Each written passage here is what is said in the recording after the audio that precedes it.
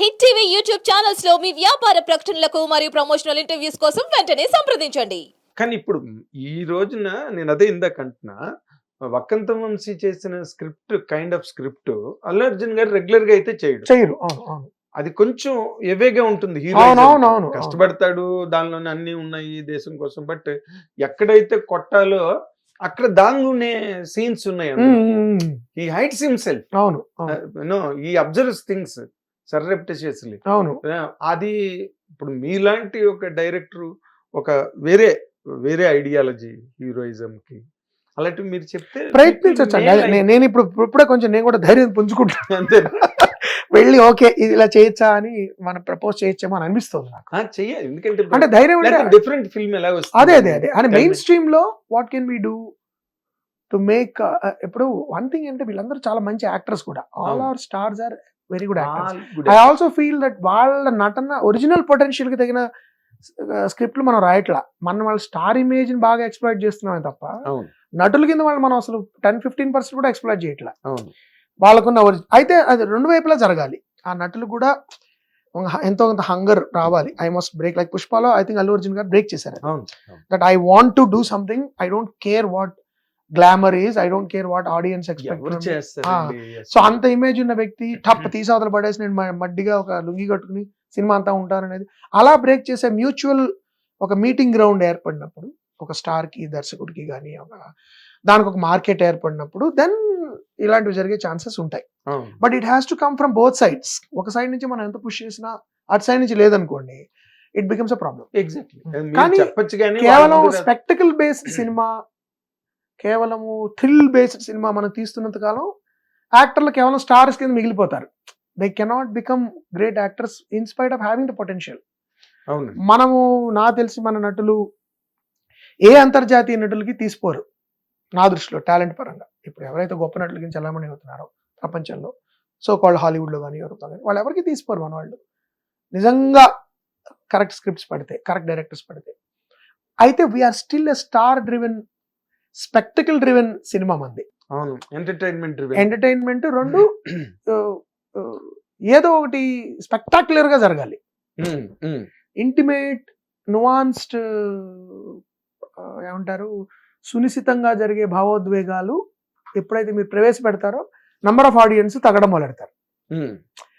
మీకు కొంచెం మోటుగా, బలంగా, ఎక్స్ప్లోజివ్ గా ఏదో జరుగుతుండాలి స్క్రీన్ మీద. ఎగ్జాక్ట్లీ ఆ ఎనర్జీ ఉండాలి.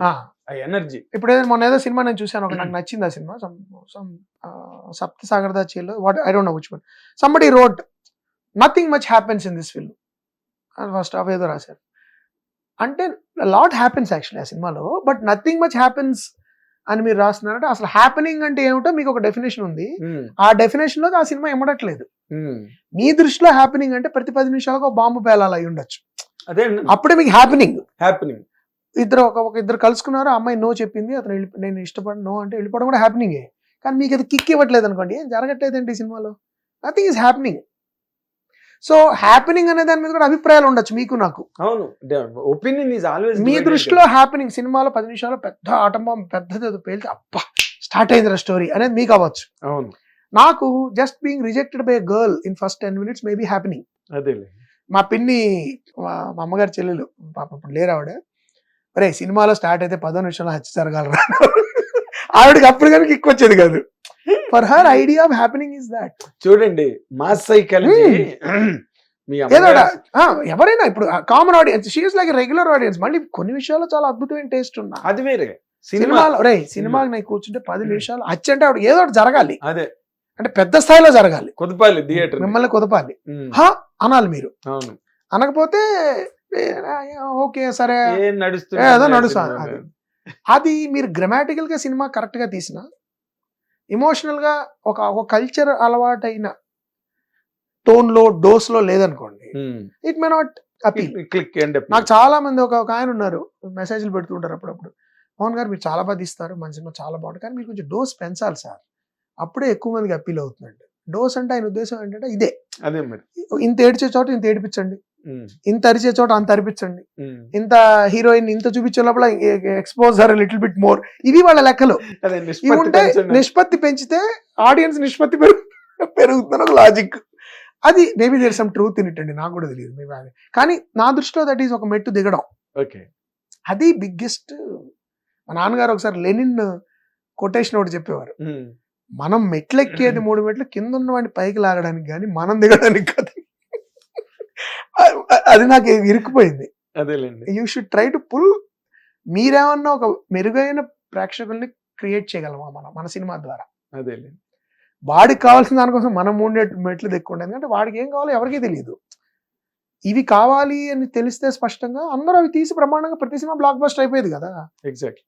అది తెలియదు కాబట్టి నువ్వు నమ్మింది తీసి వాళ్ళని ఎలాగ మీరు how to seduce them into accepting your film or your product or your vision, whatever you thought call it, or your whatever. Thought. ఇది ఎప్పుడు కత్తిమీసామే, gambling about what the audience want. ఇప్పుడు పోకిరి హిట్ అవగానే పోకిరి లాంటి కథలో 100 రాయడం gambling. అది ఆ పోకిరి ఒక యునిక్ సిచ్యువేషన్ లో వచ్చి ఒక యునిక్ కాంటెక్స్ట్ లో అది అపీల్ అయింది. అవును. దాని తర్వాత వచ్చేవన్నీ ఇల్లిజిటిమేట్ చిల్డ్రన్ ఆఫ్ పోకిరి అయిపోతాయి. దానికి ఒరిజినల్ ఫ్లేవర్ ఉండదు. కానీ గ్యాంబుల్ చేయొచ్చు నేను, అరే పోకిరిలో ఇది నచ్చిందా, ఈ టైప్ ఆఫ్ డాన్స్ ఉంది, ఈ టైప్ ఆఫ్ సాంగ్ ఉంది, హిట్, అట్లా చేసి హిట్లు కొట్టిన వాళ్ళు ఉంటారు. భలేవరే.